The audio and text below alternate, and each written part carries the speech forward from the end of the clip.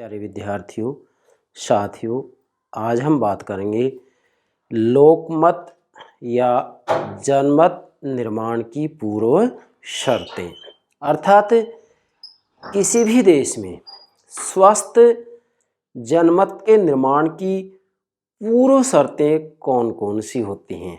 मतलब वास्तव में यदि एक स्वस्थ जनमत का निर्माण करना है तो इन शर्तों की पूर्ति होना अति आवश्यक है। यदि ये शर्तें पूरी नहीं की जाएंगी तो तय मानिएगा उस देश में स्वस्थ लोकमत या जनमत का निर्माण नहीं हो सकता। तो मेरे प्राणों से प्यारे विद्यार्थियों, आज हम बहुत ही महत्वपूर्ण विषय पर चर्चा कर रहे हैं कि एक स्वस्थ जनमत का निर्माण कैसे किया जाए।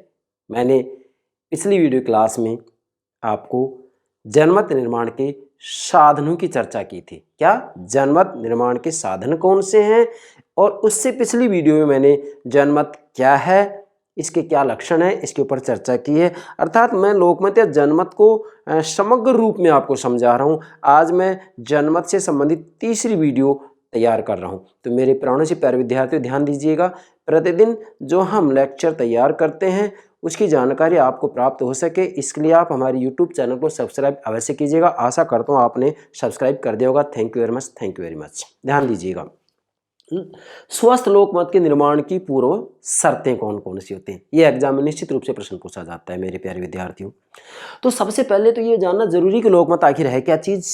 हालांकि इसके लिए मैंने अलग से वीडियो अपलोड कर दिया है, परंतु चूंकि इसकी पूर्व शर्तें तभी समझ में आएंगी जबकि जनमत क्या है ये आपके समझ में आ जाए। मैं सामान्य से रूप में बताऊंगा। ध्यान दीजिएगा मेरे प्यारे विद्यार्थियों, वास्तविक रूप में किसी भी विषय विशेष पर, किसी भी समस्या विशेष पर, क्या मैंने डायग्राम भी बना रखा है आपके लिए कि किसी भी समस्या विशेष पर समाज के विविध विचारों का अपेक्षाकृत स्थायी समन्वय मत ही लोकमत है। मतलब वास्तविक रूप में लोकमत का आधार विवेक संगतता, तर्क संगतता होती है। इसी के साथ में वास्तविक रूप में इसका जो लक्ष्य होता है वह है संपूर्ण समाज का हित होता है। वास्तविक रूप में लोकमत किसको कहेंगे?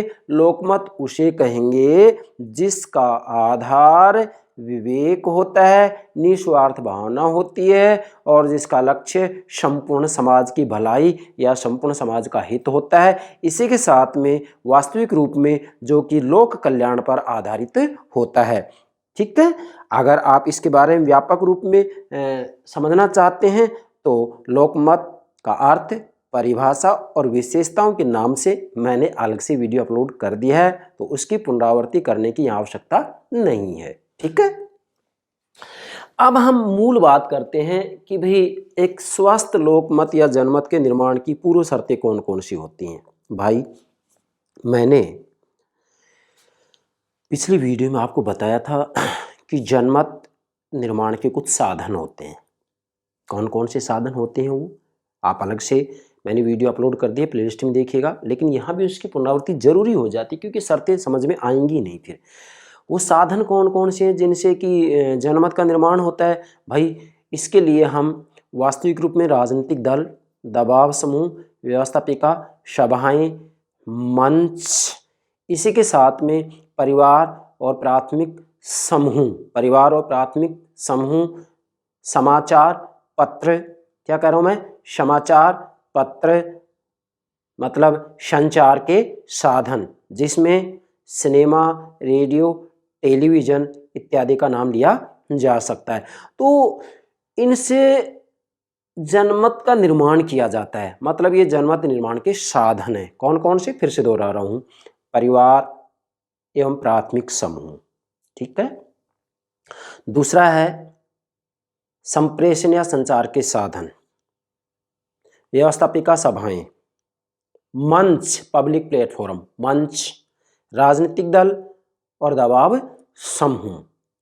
ठीक है, परंतु वास्तव में जो ये जनमत निर्माण के साधन हैं, यदि जनमत निर्माण की ये पूर्व शर्तें पूरी नहीं होती हैं तो इन साधनों का वास्तविक रूप में जनमत निर्माण में दुरुपयोग भी किया जा सकता है। जो साधन मैंने आपको बतलाए हैं, इन साधनों का जनमत निर्माण में दुरुपयोग भी किया जा सकता है। इसलिए जनमत निर्माण के साधनों का स्वस्थ लोकमत के निर्माण के लिए प्रयोग किया जाए, इसके लिए स्वस्थ लोकमत के निर्माण की कुछ पूर्व शर्तें होती हैं। उन शर्तों का पूरा होना अति आवश्यक है।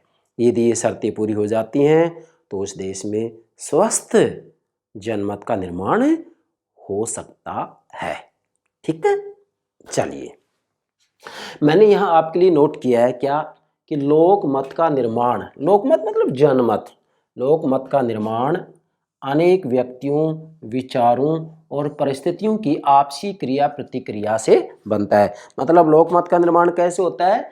अनेक व्यक्तियों, विचारों और परिस्थितियों की आपसी क्रिया प्रतिक्रिया से होता है। लोकमत, लोक मतलब समुदाय, मत मतलब जनता या समुदाय के जो विचार होते हैं, जो अभिव्यक्तियाँ होती हैं, जो रूख होता है, जो रुझान होता है। तो वास्तविक रूप में किसी भी समस्या विशेष पर जनता के जो विचार होते हैं, जो अभिव्यक्तियाँ होती हैं, जो रूख होता है, जो रुझान होता है, वही लोकमत कहलाता है, वही जनमत कहलाता है। ठीक है, अब आइएगा यहाँ स्वस्थ लोकमत के निर्माण के लिए नागरिकों में निम्न लक्षण होने चाहिए। मतलब सबसे पहले तो ये जरूरी है कि किसी भी देश में यदि आपको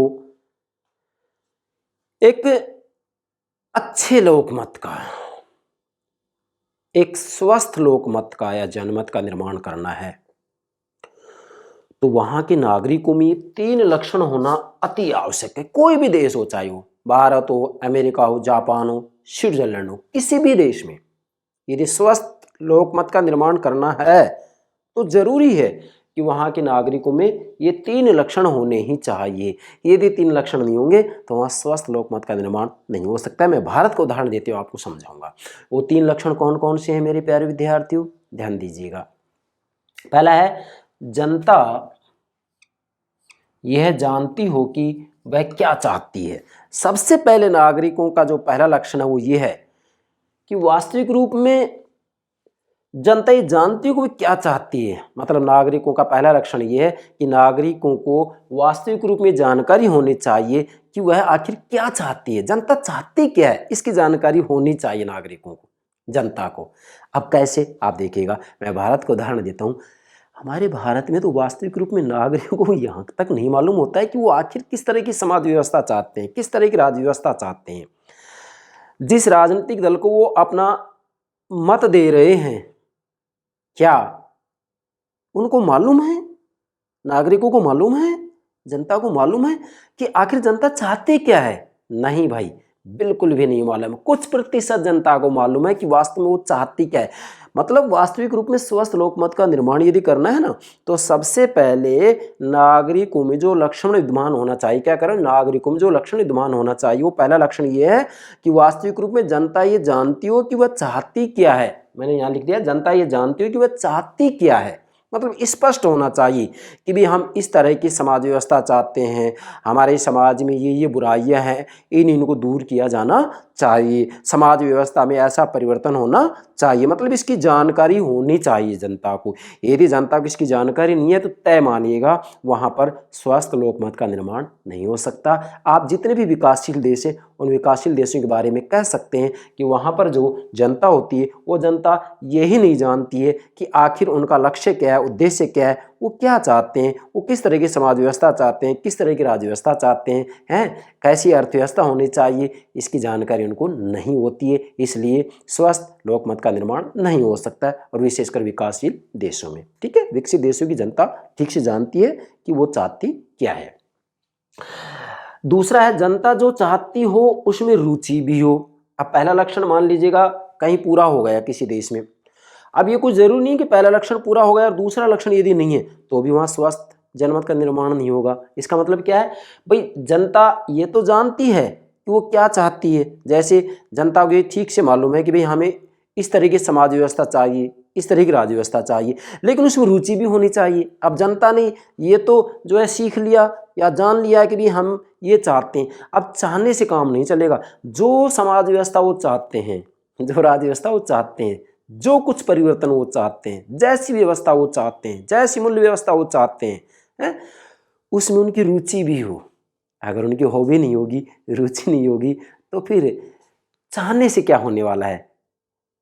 उनको जानकारी हो कि हमें ये चाहिए, और जो चाहिए उसमें उनकी रुचि हो। जो चाहिए उसकी प्राप्ति में जनता की रुचि भी होनी चाहिए। यदि जनता की उसमें रुचि है तो फिर तय मानिएगा, क्या कहेंगे हम, सतत जागरूकता स्वतंत्रता की गारंटी है।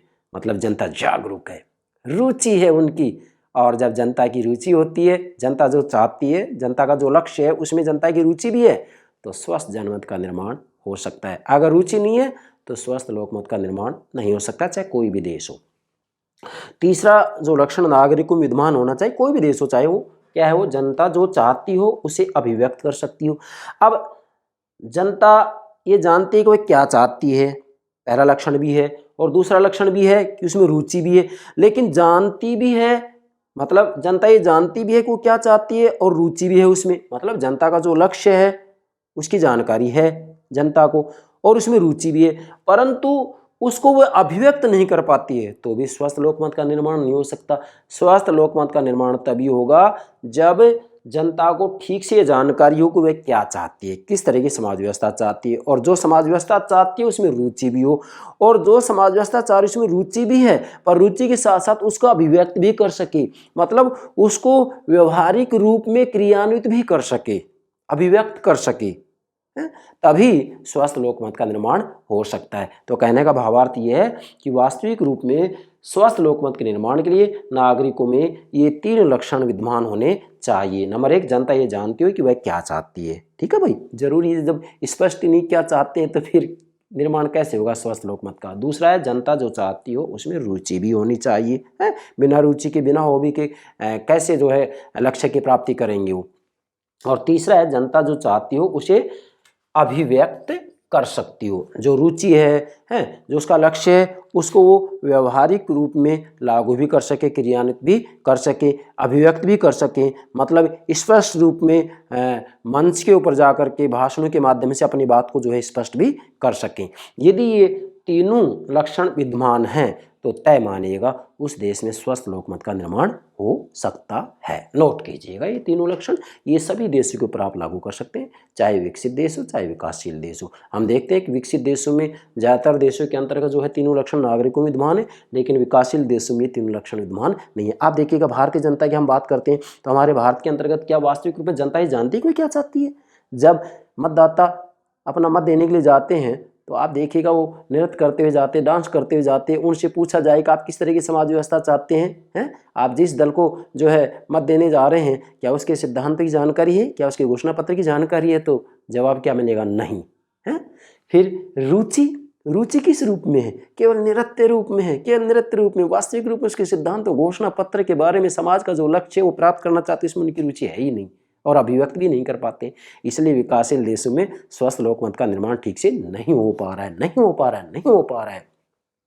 केवल आवेगों से, भावनाओं से ग्रसित होकर के एक मतदाता अपने मत का प्रयोग करता है, तो क्या ये स्वस्थ लोकमत है? नहीं, इसको स्वस्थ लोकमत नहीं कर सकते हैं। चलिए, ये 3 बातें न होना सबसे बड़ी रुकावट है। अब ध्यान दीजिएगा, यदि किसी भी देश के अंतर्गत नागरिकों में तीनों लक्षण विद्यमान नहीं है तो तय मानिएगा वहां पर स्वस्थ लोकमत के निर्माण में सबसे बड़ी जो बाधा है वो यही है। मतलब ये 3 बातें न होना सबसे बड़ी रुकावट है। अर्थात स्वस्थ लोकमत के निर्माण में यदि कोई सबसे बड़ी बाधा या रुकावट है तो वो ये है कि नागरिकों में ये 3 लक्षण विद्यमान नहीं होना। और जहाँ नागरिकों में ये तीनों लक्षण विद्यमान होते हैं वहाँ पर स्वस्थ लोकमत का निर्माण किया जा सकता है निश्चित रूप से।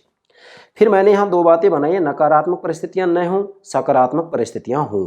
मतलब स्वस्थ लोकमत के निर्माण के लिए जरूरी है कि नकारात्मक परिस्थितियां न हों। नकारात्मक परिस्थितियां मीन्स जैसे वहाँ पर जो है निर्धनता नहीं होनी चाहिए, आर्थिक विषमता नहीं होनी चाहिए, अशिक्षा नहीं होनी चाहिए, बेरोजगारी नहीं होनी चाहिए, इत्यादि जितनी भी बातें, मतलब नकारात्मक परिस्थितियां नहीं होनी चाहिए।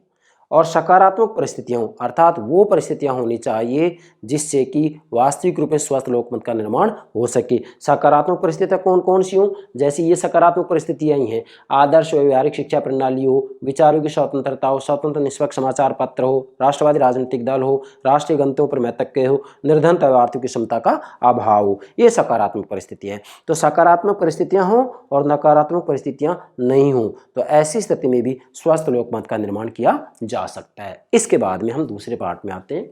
लोकमत के निर्माण के लिए निम्न आवश्यक परिस्थितियां जरूरी हैं। निम्न आवश्यक परिस्थितियां जरूरी है मीन सकारात्मक परिस्थितियां। नकारात्मक में तो यही आ जाएगा कि कौन कौन सी ऐसी बातें होती हैं जो कि स्वस्थ लोकमत के निर्माण में रुकावट डालती हैं, बाधा डालती हैं। कहने का मतलब यही है कि वास्तविक रूप में यदि देखा जाए, अब ध्यान दीजिएगा, वास्तविक रूप में देखा जाए तो नकारात्मक परिस्थितियां मतलब जो स्वस्थ लोकमत के निर्माण में बाधा डालती हैं, और विशेषकर ये तीनों बातें बाधा डालती हैं। कौन सी? अगर ये तीनों बातें नहीं होती हैं, तीनों लक्षण विद्यमान हैं तो कोई दिक्कत नहीं है, और ये तीनों लक्षण विद्यमान नहीं है तो स्वस्थ लोकमत का निर्माण हो नहीं सकता। इसलिए नकारात्मक और सकारात्मक रूप में भी परिस्थितियां देखी जानी चाहिए। नकारात्मक परिस्थितियां नहीं होनी चाहिए, मतलब जो स्वस्थ लोकमत के निर्माण में बाधा डालती हैं, और सकारात्मक परिस्थितियां होनी चाहिए जिनसे कि स्वस्थ लोकमत का निर्माण किया जा सकता है। इसलिए लोकमत के निर्माण के लिए निम्न आवश्यक परिस्थितियां जरूरी होती हैं। मतलब ये पूर्व शर्तें हैं, इन पूर्व शर्तों के पूरा किए बिना वास्तविक रूप में स्वस्थ लोकमत का निर्माण नहीं हो सकता है। मेरे प्यारे विद्यार्थी ध्यान दीजिएगा, ठीक है। अब देखो इसमें कौन कौन सी जो पूर्व शर्तें हैं। नंबर 1, आदर्श व व्यवहारिक शिक्षा प्रणाली। भाई किसी भी देश में वास्तव में यदि स्वस्थ जनमत का निर्माण करना है तो इसकी ये पूर्व शर्त है कि वहां पर जो शिक्षा प्रणाली वो आदर्श भी हो और व्यवहारिक भी हो। मतलब आदर्श व व्यवहारिक शिक्षा प्रणाली हो। क्यों?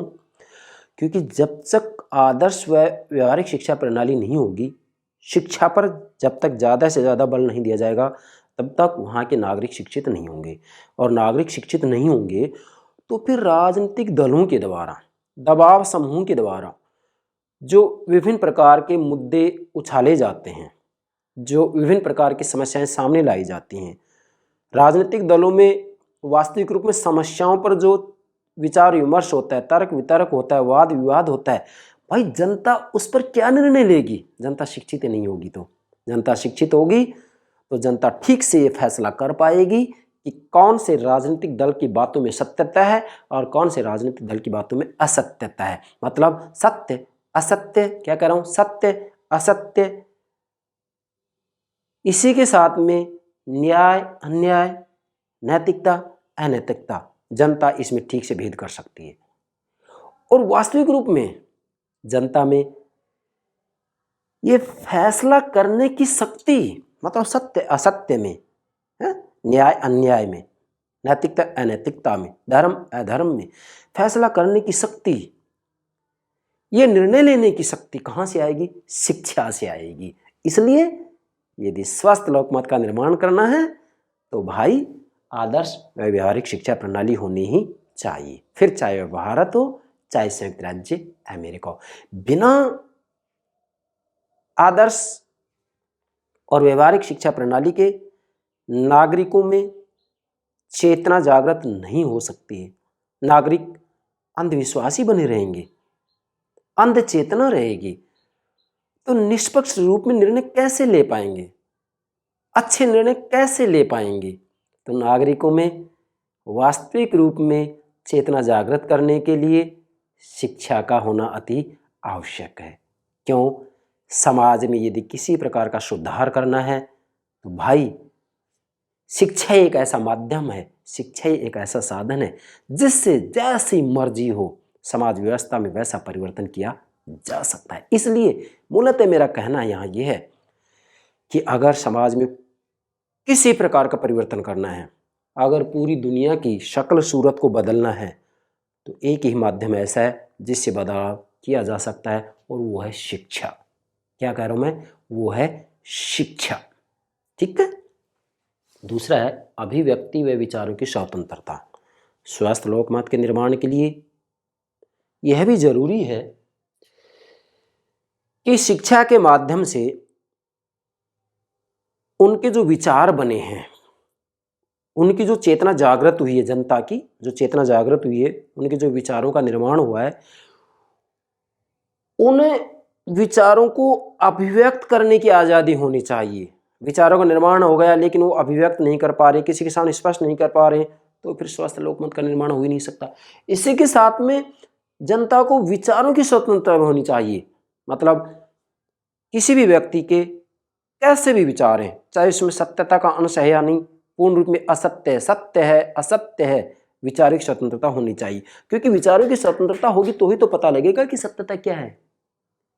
मुझे बताइए, जॉन स्टुअर्ट मिल ने अपनी पुस्तक ऑन लिबर्टी स्वतंत्रता के अंतर्गत विचारों की स्वतंत्रता पर ही तो बल दिया है कि व्यक्ति को विचारों की स्वतंत्रता होनी चाहिए। मैं आपको एक उदाहरण दूंगा। अरस्तु राजनीतिक ज्ञान के जनक हैं। अरस्तु के गुरु कौन है? प्लेटो। प्लेटो गुरु कौन है? सुकरात। भाई, सुकरात को मृत्युदंड क्यों दिया गया था?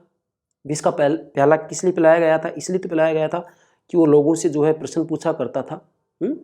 मतलब एक प्रकार से हम ये कहेंगे कि द्वंद्वात्मक पत्ति का प्रयोग करते हुए सत्यता का पता लगा रहा था। अब वहाँ की शासन व्यवस्था उससे रुष्ट हो जाती है कि ये जनता को भड़का रहे, जबकि जनता को भड़का नहीं रहे थे सुकरात तो सच्चाई का पता लगा रहे थे। तो एक प्रकार से वो विचारों की स्वतंत्रता चाहते थे। लेकिन भाई उस समय की सरकार को ये बात पसंद नहीं आई और सुकरात को मृत्युदंड दिलाया गया ना। तो भाई वास्तविक रूप में स्वस्थ लोकमत का निर्माण करना है ना, अच्छे लोकमत का निर्माण करना है ना, तो विचारों की स्वतंत्रता होनी चाहिए। क्योंकि विचारों की यदि स्वतंत्रता होगी तो सत्य विचार असत्य विचार के साथ टकरा करके सत्य और ज़्यादा मजबूत होगा। और यदि वास्तविक रूप में ज़्यादातर लोगों के विचार असत्य हैं, कुछ के सत्य हैं, तो कोई बात नहीं, असत्य विचार असत्य विचार से टकराएगा, नष्ट हो जाएगा, और सत्य विचार असत्य से टकराएगा तो सत्य की जीत निश्चित है। सत्य और ज़्यादा दृढ़ होगा और ज़्यादा मजबूत होगा। इसलिए जब तक विचारों की स्वतंत्रता नहीं होगी तब तक सत्यता का पता नहीं लग सकता है, और विचारों की स्वतंत्रता होने पर, विचारों की अभिव्यक्ति होने पर ही वास्तविक रूप में एक स्वस्थ लोकमत जनमत का निर्माण किया जा सकता है। तीसरा है स्वतंत्र व निष्पक्ष समाचार पत्र। भाई वास्तविक रूप में यदि स्वस्थ लोकमत का निर्माण करना है तो समाचार पत्रों के अंतर्गत ही राजनीतिक दल अपने विचार स्पष्ट करते हैं, अभिव्यक्त करते हैं, जनता के विचार भी इसमें अभिव्यक्त होते हैं। परंतु मूल बात यहाँ ये है कि एक स्वस्थ लोकमत का निर्माण तभी होगा जब जो समाचार पत्र है, जिसमें सभी संस्थाओं के, संगठनों के विचार अभिव्यक्त होते हैं, संपादकीय लेख भी आते हैं, सरकार के द्वारा समय समय पर जो निर्णय लिए जाते हैं, कानून बनाए जाते हैं, वो भी समाचार पत्रों में प्रकाशित होते हैं। अब मूल बात यहाँ ये है कि यदि स्वस्थ लोकमत का निर्माण करना है, स्वस्थ जनमत का निर्माण करना है, तो यहाँ समाचार पत्र को स्वतंत्र भी होना चाहिए, निष्पक्ष भी होना चाहिए। स्वतंत्र किस रूप में? इस रूप में कि समाचार पत्र किसी भी रूप में कोई भी सूचना प्रकाशित करते समय किसी भी पूंजीपति, किसी भी वर्ग विशेष, जाति विशेष या सरकार के दबाव में नहीं होना चाहिए। अगर किसी पूंजीपति विशेष या राजनीतिक दल के दबाव में है तो निष्पक्ष सूचनाएं प्रकाशित नहीं हो सकती, और निष्पक्ष सूचनाएं प्रकाशित नहीं हो रही हैं तो स्वस्थ लोकमत का निर्माण नहीं हो सकता है। इसी के साथ में यहाँ समाचार पत्र निष्पक्ष भी होने चाहिए। मतलब समाचार पत्र किसी भी रूप में किसी पार्टी विशेष का, राजनीतिक दल विशेष का, जाति विशेष का और वर्ग विशेष का जो है पक्षपात न करे, किसी एक का पक्ष न ले, दूसरे कोई पक्ष न करे, एक के पक्ष में ना हो, दूसरे के पक्ष में ना हो, बल्कि सच्चाई जो है उसको प्रकाशित करे। चाहे कोई भी राजनीतिक दल हो, किसी भी दल की सरकार हो, कोई भी वर्ग हो, कोई भी संगठन हो, किसी भी रूप में समाचार पत्रों को पक्षपात नहीं करना चाहिए बल्कि निष्पक्ष होना चाहिए। इसीलिए समाचार पत्र स्वतंत्र निष्पक्ष होने चाहिए। अंत में इसी बिंदु में बहुत महत्वपूर्ण बात कि समाचार पत्र ही बने रहे, समाचार पत्र विचार पत्र नहीं बने। बहुत महत्वपूर्ण बात है, नोट कीजिएगा। समाचार पत्र विचार पत्र ना बने, समाचार पत्र विचार पत्र ना बने, विचार पत्र ना बने। इसका मतलब क्या है कि समाचार पत्र वास्तविक रूप में जैसी जो सूचना होती है उस सूचना को निष्पक्ष रूप में प्रकाशित करें। समाचार पत्रों में वास्तविक रूप में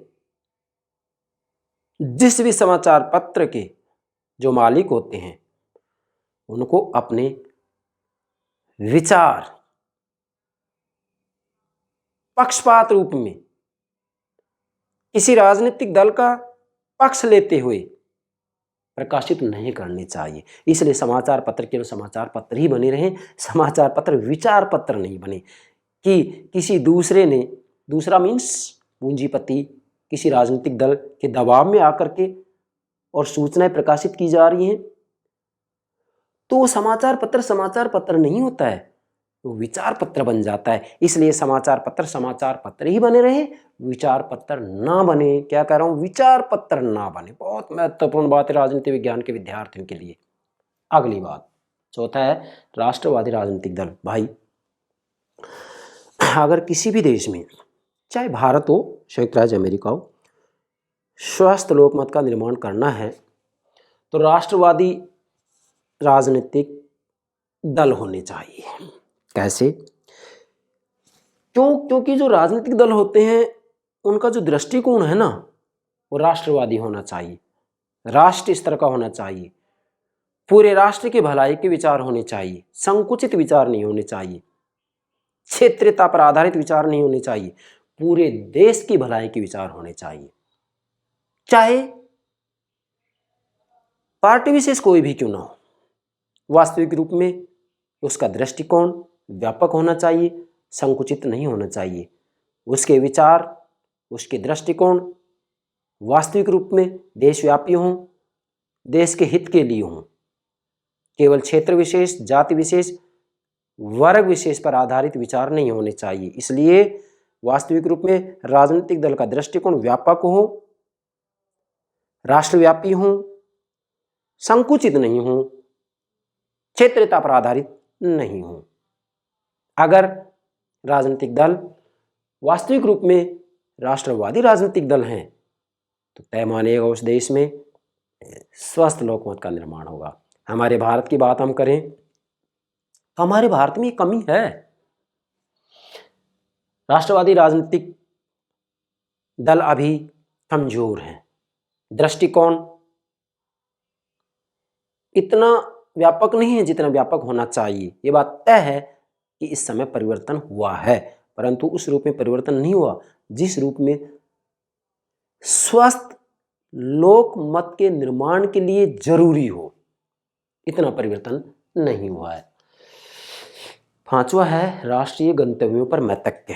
राष्ट्रीय गंतव्यों पर मैतज्ञ, लक्ष्य भी कह सकते हैं इसको, कि राष्ट्र के जो गंतव्य होते हैं, जो लक्ष्य होते हैं, देश के जो लक्ष्य होते हैं, गंतव्य होते हैं, उद्देश्य होते हैं, उन पर सहमति हो। कैसे? भाई किसी भी देश में यदि स्वस्थ लोकमत का निर्माण करना है तो जैसे मैं आपको कहूँ कि किस तरह की शासन प्रणाली हो, किस तरह की शासन प्रणाली होनी चाहिए, शासन प्रणाली का क्या लक्ष्य होना चाहिए, उस समाज के जो है आदर्श क्या हों। जैसे हमारे भारतीय संविधान की प्रस्तावना के अंतर्गत ही उनको स्पष्ट कर दिया गया, स्वतंत्रता, समानता, न्याय, बंधुता, समाजवाद, धर्मनिरपेक्षता है, ये गंतव्य है। तो इन गंतव्यों के ऊपर वास्तविक रूप में क्या होना चाहिए, सहमति होनी चाहिए, असहमति नहीं होनी चाहिए। अगर वास्तविक रूप में गंतव्यों पर सहमति है तो स्वस्थ लोकमत का निर्माण हो जाएगा, और इन गंतव्यों पर सहमति नहीं है तो स्वस्थ लोकमत का निर्माण नहीं हो सकता है। मेरा संकेत देखिएगा, मैंने क्या कहा है कि भारतीय संविधान की प्रस्तावना के अंतर्गत ही उन गंतव्यों का उल्लेख कर दिया गया है, और सब देशों के संविधान की प्रस्तावनाओं में किसी न किसी रूप में इन गंतव्यों को उल्लेख कर दिया जाता है जो गंतव्य होते हैं। जैसे मैंने भारत को उदाहरण दिया है, स्वतंत्रता, समानता, न्याय, बंधुता, अखंडता, धर्मनिरपेक्षता, समाजवाद, ये सब क्या है, गंतव्य तो है। तो इन पर सहमति होगी तो स्वस्थ लोकमत का निर्माण होगा, अन्यथा स्वस्थ लोकमत का निर्माण नहीं हो सकता है। और अंतिम छठा है निर्धनता व आर्थिक विषमता का अभाव। दो बातें हैं यहाँ, निर्धनता व आर्थिक विषमता का अभाव। भाई किसी भी देश में यदि स्वस्थ लोकमत का निर्माण करना है तो वहाँ